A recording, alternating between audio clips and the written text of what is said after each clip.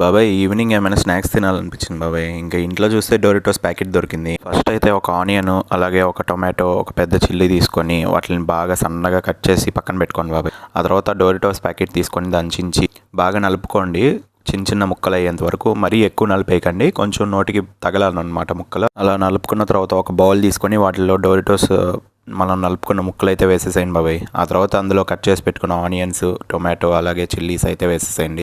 ఆ తర్వాత కొంచెం కొత్తిమీర చించి అయితే దాంట్లో వేసేయండి బాబాయ్. ఆ తర్వాత అందులో కొంచెం చాట్ మసాలా, అలాగే కొంచెం గరం మసాలా వేసేసి, తర్వాత మీ దగ్గర తందూరి మైనీస్ ఉంటే వేసుకోండి. నా దగ్గర ఉంది కాబట్టి వేసుకుంటున్నాను.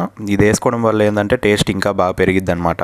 తందూరి మైనీస్ వేసుకున్నాక కొంచెం సాల్ట్ కూడా వేసుకొని బాగా కలిపేసుకోండి బాబాయ్. ఒక 1 మినిట్ అలా బాగా కలిపేసుకున్న తర్వాత మనకు కావాల్సిన స్నాక్స్ అయితే రెడీ అయిపోయినట్టే. ఇంకా టేస్ట్ అయితే చూసేద్దాం. చూస్తుంటే నోరు ఊరిపోతుంది బాబాయ్. ఇంకా టేస్ట్ చేసేద్దాం పదండి. టేస్ట్ అయితే పర్ఫెక్ట్గా వచ్చింది బాబాయ్, సూపర్ ఉంది.